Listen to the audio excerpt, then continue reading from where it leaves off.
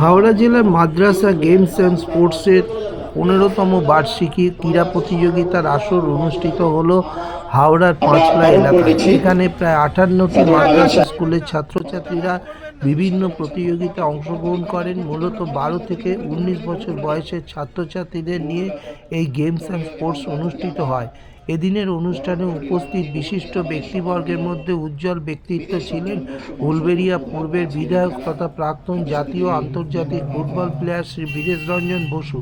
উপস্থিত ছিলেন জেলার মাইনরিটি বিভাগের মুখ্য আধিকারিক শ্রীমতী মহুয়া বন্দ্যোপাধ্যায়, AIF স্কুল কোয়েল সিং যুগ্ম সম্পাদক সাবির হোসেন, বিডিও অভিজ্ঞা চক্রবর্তী, AI দীপঙ্কর দাস। পুরো অনুষ্ঠানের দায়িত্বে ছিলেন রোকসানা হোসেন এবং সঞ্চালক ছিলেন AC মামুন। এদিন সমগ্র অনুষ্ঠানের শুরুতে অতিথিদের NCC স্কাউটের ছেলেমেয়েরা গার্ড অব অনার দেন এবং মাননীয় বিধায়ক বীরেশ রঞ্জন বসু মহাশয় জাতীয় পতাকা উত্তোলন ও মঞ্চে প্রদীপ প্রজ্বলনের মধ্যে দিয়ে অনুষ্ঠান শুরু করেন। যদিও তীব্র দাবদাহ সত্ত্বেও এই গেমস অ্যান্ড স্পোর্টস ঘিরে ছাত্রছাত্রীদের প্রতিযোগিতায় উৎসাহ ছিল দেখার মতো। একটু ঘুরে ক্যামেরার দিকে ব্লক ডেভেলপমেন্ট অফিসার অভিজ্ঞা চক্রবর্তী মহাশয়া। অসাধারণ একটা মুহূর্ত আমরা এবং সহযোগিতায় থাকছেন সম্মাননীয়া বহুরা বন্দ্যোপাধ্যায় মহাশয়।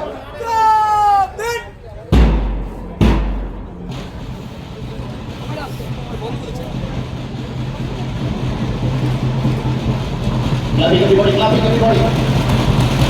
Jai Hind.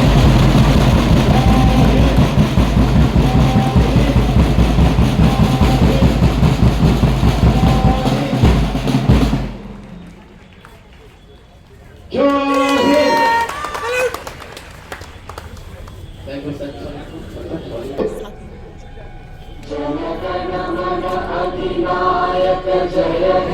भारत भाग्य विधाता पंजाब सिंध गुजरात मराठा द्राविड़ उत्कल बंगा विंध्य हिमाचल यमुना गंगा उच्चल जलधि तरंगा तव शुभ नामे जागे तव शुभ आशीष मांगे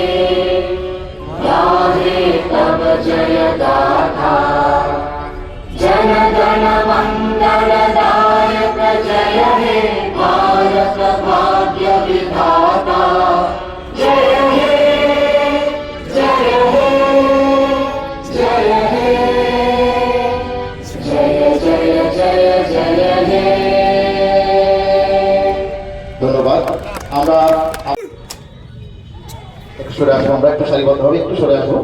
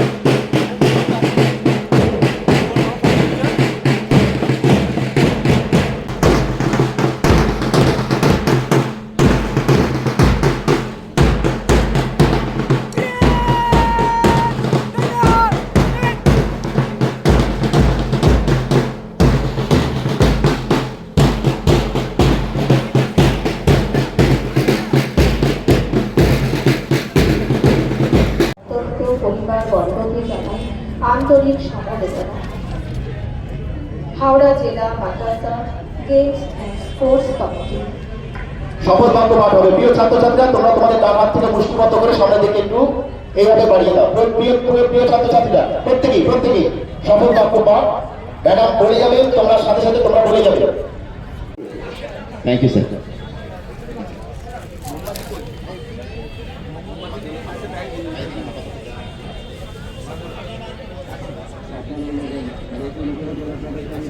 ক্লাপিং এভরিবডি। প্রদীপ প্রজ্বলনের মধ্য দিয়ে শুরুয়াত করছেন সকলে একটু করতালি হবে, সকলে করতালি। Thank you. এবারে আমরা সরাসরি চলে যাব উদ্বোধনী ভাষণে। আর উদ্বোধনী ভাষণ অবশ্যই ম্যাডাম দিন। আমরা মাইক্রোফোন তুলে দেব আজকের সভার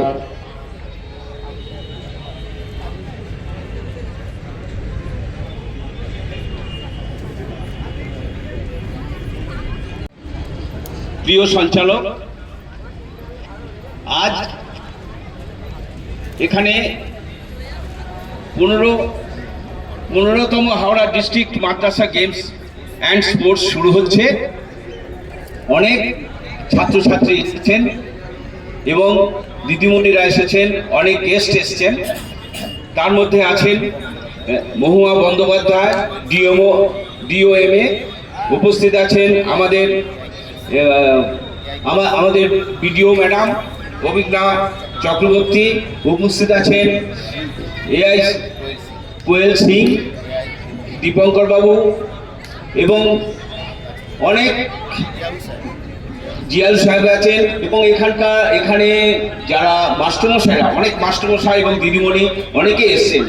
দেখুন, বলতে অনেক কিছু বলা যায়। আমি অনেক কিছু দেখেছি, আমারও স্পোর্টস ছিল। সবচেয়ে মজার কথা জানেন, স্কুলে এবং কলেজে আমি 6টা-7টা করে প্রাইজ পেতাম। আমার নাম থাকলে কেউ সেই নাম ওখানে নাম দিত না। 100, 200, লং জাম্প, ক্লাস সব কটাতেই আমার ফার্স্ট প্রাইজ। এটা আমি বলার জন্য বলছি না, বলার জন্য মানে আমরা যে খেলাধুলা করেছি, আমি ফুটবল খেলেছি, কিন্তু আমি যে স্পোর্টসে ছিলাম সেটাও একটা, সেইটার জন্যই আমি বলছি। আজকে এত ছেলে মেয়ে এবং 58টা মাদ্রাসা নিয়ে আমি আরো ছাত্রছাত্রীদের আশা করেছিলাম। 58টা মাদ্রাসা তো মুখের কথা নয়, আমি আরো ছাত্রছাত্রী আশা করেছিলাম। এটা দেখে মনে হচ্ছে যে আমাদের ছাত্রছাত্রীরা কত বিমুখ, খেলাধুলাতে স্পোর্টসে কত বিমুখ। এটা কিন্তু সত্যি খুব দুঃখের। আজকে মাননীয় মুখ্যমন্ত্রী 8খানা একাডেমি করেছেন। আপনারা জানেন না, এই একাডেমি সমস্ত জায়গায় যেভাবে ছেলেমেয়েরা আসছে, প্রথম করেছেন 7 বছর আগে আপনার ফুটবল একাডেমি খড়দাতে। সেখান থেকে ইন্ডিয়া খেলছে, বেঙ্গল খেলছে, আন্ডার-13, আন্ডার-18 এবং আন্ডার-17 বয়সের ছেলেরা ওখানে পড়াশোনা করানো হয়, ওখানে কোচিং করানো হয়, ওখানে হোস্টেল আছে, সবকিছু ব্যবস্থা আছে। এবং আপনারা জানেন আর্চারি ঝাড়গ্রামে এত সুন্দর একাডেমি আপনারা ভাবতে পারবেন না। শুটিংয়ের একাডেমি, আপনার সাঁতারের একাডেমি, আমাদের table tennis academy, loan tennis academy, কি নেই, কিন্তু ছেলে মেয়ে নেই। এটাই দুঃখের। আজকে এখানে যারা ব্যবস্থা করেছেন তাদেরকে বলবো, এই একদিন কিন্তু শেষ করলে হবে না। অন্তত মাদ্রাসার একটা ছোট মাঠ থাকলেও সেখানেও আপনারা কিছু স্পোর্টস বা কিছু অ্যাক্টিভিটিস, ভলিবল, ফুটবল চেষ্টা করুন। আমরা আপনাদের দেবো, সাহায্য করব। আমি আপনাদের ভলিবল দেব, ফুটবল দেব, চেষ্টা করুন প্লিজ। কারণ এখনকার বাচ্চারা মোবাইল অ্যাডিক্টেড হয়ে যাচ্ছে। তারা একটু বড় হলে সাইকেল আর মোটর সাইকেল আর মোবাইল, আমাদের বাচ্চাগুলো নিজেদের হারিয়ে ফেলছে।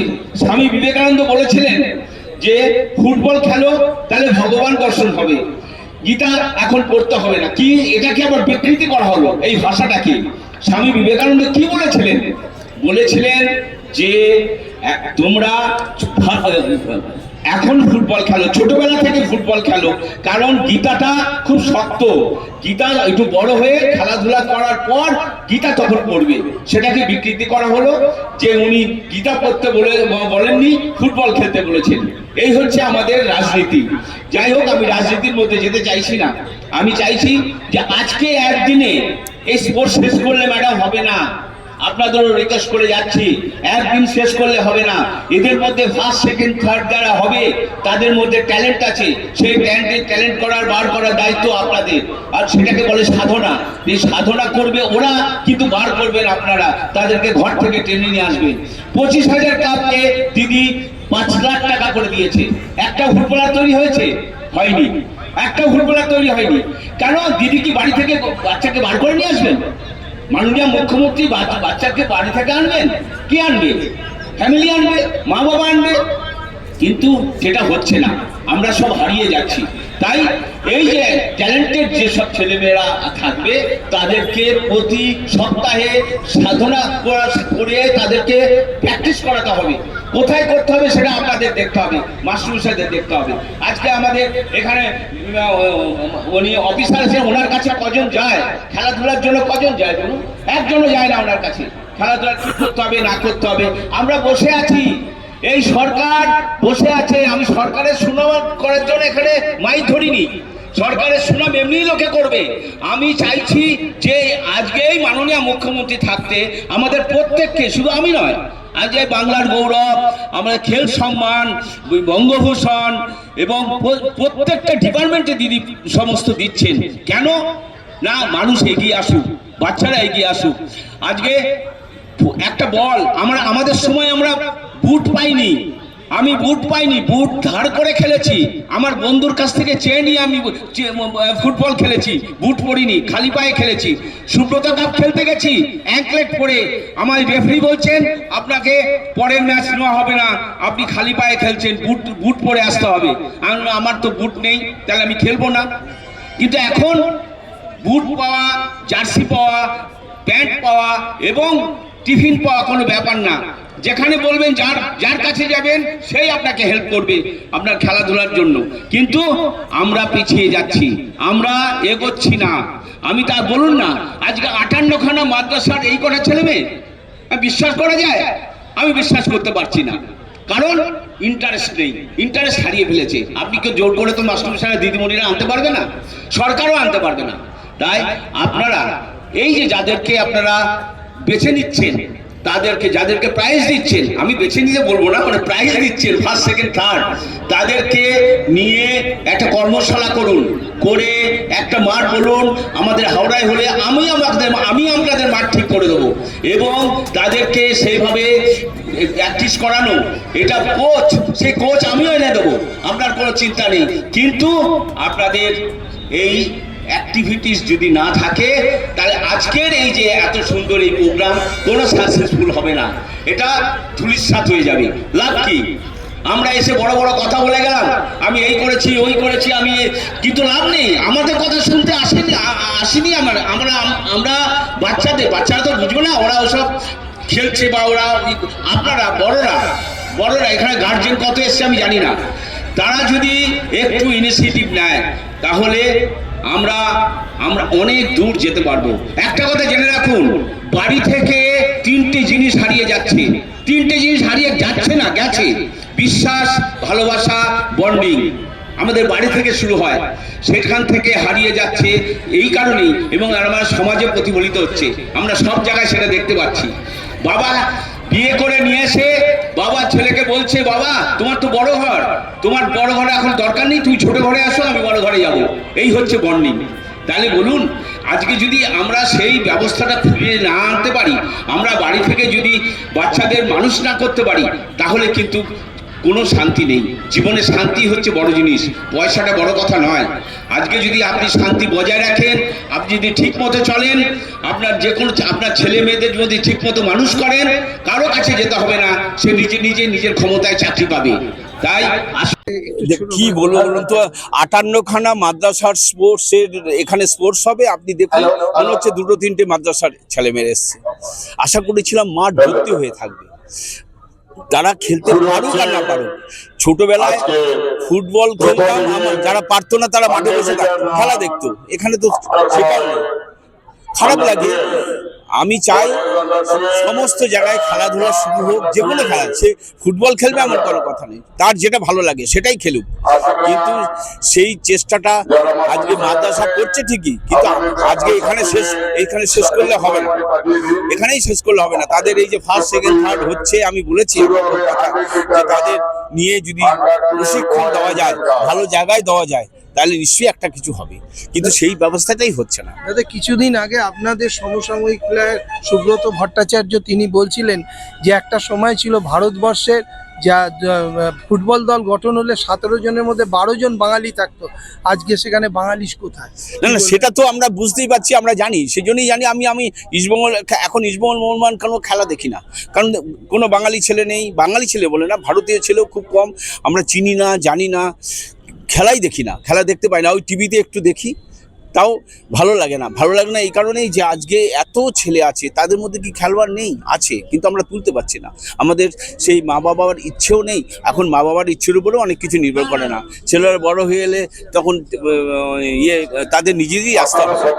কিন্তু এটা একটা কোচিং সেন্টার যদি থাকে, তাদের যদি ধরে নিয়ে আসে, তাহলে একটা কিছু করা যাবে। কিন্তু আমরা অনেক চেষ্টা করছি, এখানে আমি অনেক বল, ফুটবল, ভলিবল সবই দেওয়ার চেষ্টা করছি, আমি কোচ দেওয়ার কথা বলেছি, তাও কিচ্ছু হচ্ছে না, আসছে না, ছেলেরা আসছে না। ওই মোবাইল মানুষকে শেষ করে দিয়েছে, বাড়িতেও দিয়েছে। এই যে বাচ্চারা দাঁড়িয়ে আছে, যেমন মোবাইল ছাড়া চলবে? কেউ মোবাইল ছাড়া চলবে না। যখন কোনো কাজে হাঁটছে, ও যে গাড়িতে একটা এসে ধাক্কা মারবে সেটাও খেয়াল নেই। রাস্তা দিয়ে যাচ্ছে, সাইড দিয়ে যাচ্ছে, ওই সাইড দিয়ে যেতে একটু ভেতরে চলে এলো, খেয়াল নেই। ট্রেনেও দেখেছেন কত লোক মারা যাচ্ছে ট্রেনের মোবাইল দেখতে দেখতে। এই মোবাইল মানুষকে শেষ করে দিয়েছে। এই বাচ্চাটাকে যদি বলে ওর মা আমি মোবাইল দিতে পাবো না, আত্মঘাতী, সুইসাইড। এই দুনিয়া ছিল আমাদের, ছিল না, কিন্তু হয়ে গেছে, কিছু করার নেই। সেই জন্যই আর এরাও কি দেখবে না? নিশ্চয়ই দেখবে, কিন্তু সব কিছুর একটা টাইম আছে। আগে পড়াশোনা করবো, সব স্কুল কলেজে সবাই পড়ে, পড়াশোনা করবো। আমি মা বাবা আমায় চাকরি দেবে না, আমাকে চাকরি করে নিতে হবে আমার কোয়ালিটি অনুযায়ী।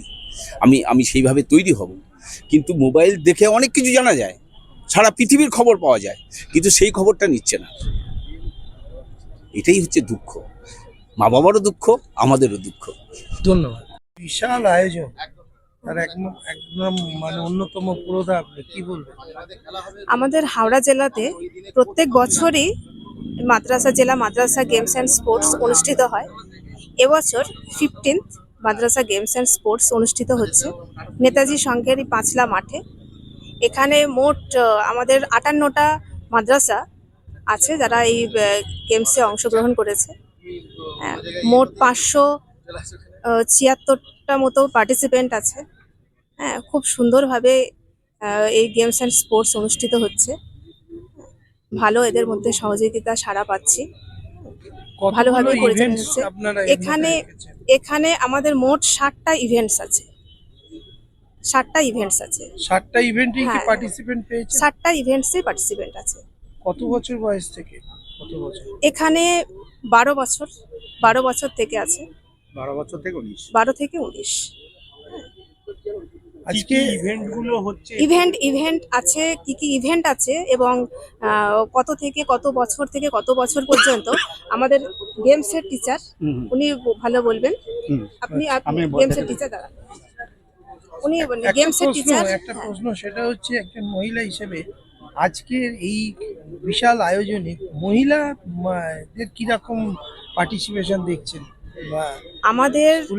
আমাদের রাজ্যের মুখ্যমন্ত্রী মহিলা, হ্যাঁ, তিনি খুব ভালো রাজ্য চালাচ্ছেন। হ্যাঁ, মহিলারা এখন সমস্ত ক্ষেত্রে এগিয়ে আসছে, আগেও এগিয়ে ছিলেন, এখন আরো এগিয়ে আসছে। আমাদের এডিএ ম্যাডাম, যিনি আমাদের এই খেলার হচ্ছে প্রেসিডেন্ট, তিনিও একজন মহিলা। আমাদের ডোমা ম্যাডাম, তিনিও মহিলা। আমাদের এআই ম্যাডাম, যিনি কনভেনার, তিনিও মহিলা। প্রতিযোগীদের মধ্যে প্রতিযোগী মহিলা প্রতিযোগী অনেক আছেন, প্রায় 60% মহিলা প্রতিযোগী, 40% হচ্ছে ছেলে। মহিলারা সমস্ত ক্ষেত্রেই এগিয়ে আসছে। কি আছে আর পার্টিসিপেন্ট কত আছে সেটা আমাদের খেলার টিচার আছেন, উনি বলে দিচ্ছেন। আপনার নামটা? আমার নাম শেখ আফজালুল হোসেন। আমাদের মোটামুটি 60টা ইভেন্ট আছে, মানে একদিনেই হচ্ছে, যেহেতু আমাদের আর্থিক অবস্থা সেরকম নেই যে সরকার সেরকম দেয়নি, 2 দিন ধরে হবে। আমাদের একদিন ধরে হচ্ছে, 60টা ইভেন্ট আছে এবং প্রতিযোগী আমাদের আছে 550-র উপরে, এবং মোটামুটি মাদ্রাসা আছে প্রায় 50টা। ঠিক আছে, এইভাবে এসে আমরা একদিনেই করছি। এবং আমাদের যারা কমিটিতে আছে প্রত্যেক হেডমাস্টার বা আমাদের যারা খেলার টিচার বা অন্যান্য যারা খেলাধুলা ভালোবাসে সেরকম টিচার, তারা প্রত্যেকেই সহযোগিতা আছে, সেই সহযোগিতার মাধ্যমেই আমাদের এই খেলাটা হচ্ছে। কি নাম তোমার? নাফিসা খাতুন। কি কোন ইভেন্টে নাম দিয়েছো? 100 মিটার দৌড়। 100 মিটার দৌড় হয়ে গেছে? ইভেন্ট শেষ হয়ে গেছে? না, এরপর শুরু হবে। কি মানে দৌড়তে পারবে তো? হ্যাঁ। হ্যাঁ হ্যাঁ। কি রেগুলার দৌড়ো? হ্যাঁ। দৌড়ানো অভ্যাস আছে হ্যাঁ। নাকি আজকেই শুরু করবে? না, দৌড়ানো অভ্যাস আছে। দৌড়ানো অভ্যাস আছে। বনহরিশপুর হাই মাদ্রাসা। হ্যাঁ, বনহরিশপুর হাই মাদ্রাসা। বনহরিশপুর হাই মাদ্রাসা থেকে এসছো। কতজন এসছো তোমরা? 13 জন। 13 জন। সবাই দৌড়ে অংশগ্রহণ করবে? না, ফটফট আছে, লং জাম্প আছে, আর কি বলে 400 মিটার দৌড় আছে, 200 মিটার দৌড় আছে, 100 মিটার দৌড় আছে। আর কি কি খেলা ভালো লাগে? এইগুলোই ভালো লাগে এমনি ঘরে। আর মেয়ে তো ক্যারাটে শিখতে ইচ্ছা করে না? হ্যাঁ।